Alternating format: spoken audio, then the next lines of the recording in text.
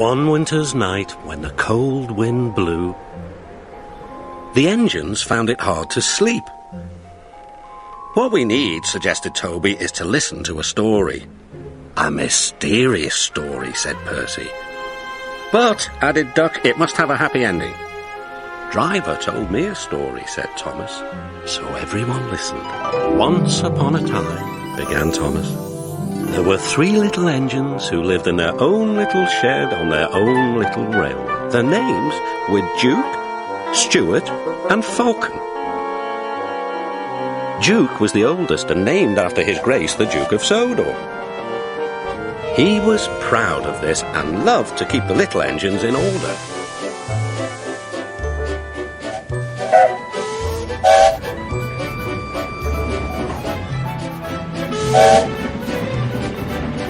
Whenever they did anything that Duke thought wrong,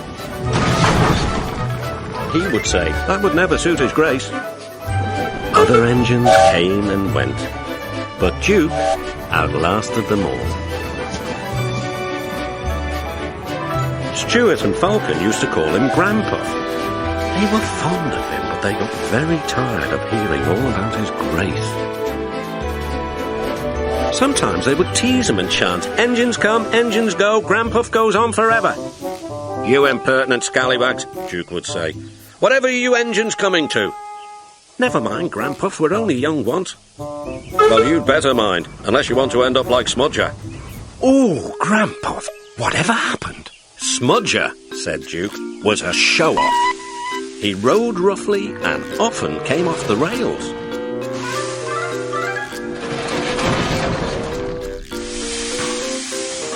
I warned him to be careful, but he took no notice. Listen, Dookie, who worries about a few spills? We do here, I said, but Smudger just laughed. Until one day, manager said he was going to make him useful at last. Smudger stopped laughing then. Why? What did he do? He turned him into a generator. He's still there behind our shed. He'll never move again. After that, Stuart and Falcon became really useful engines, and all 3 were happy together for many years.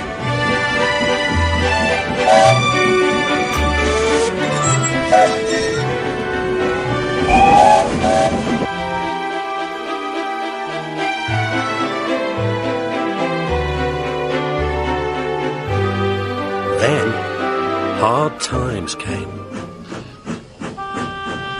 The mines in the hills closed. And the railway was closed too. People came to buy the engines. Well, take Stuart and Falcon. No one wanted Duke. They thought him too old. Cheer up, Granpuff, called Stuart. We'll find you a nice railway, and then you can come and keep us in order. They tried to be brave and cheerful, but no one really thought their dreams would come true. Duke's driver and fireman oiled and greased him one last time. They sheeted him snugly and said goodbye. They had to go away and find work. Duke was alone. Oh well, he sighed, I'll go to sleep.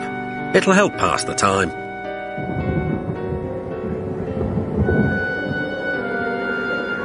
Winter torrents washed soils from the hills. Trees and bushes grew all around.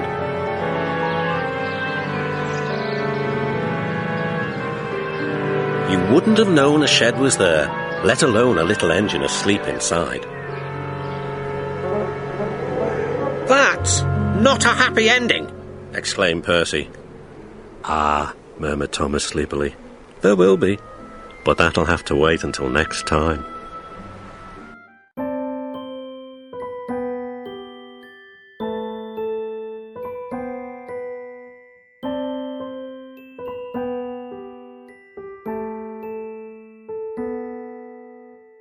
ピーターサム、そしてサーハンデルでした。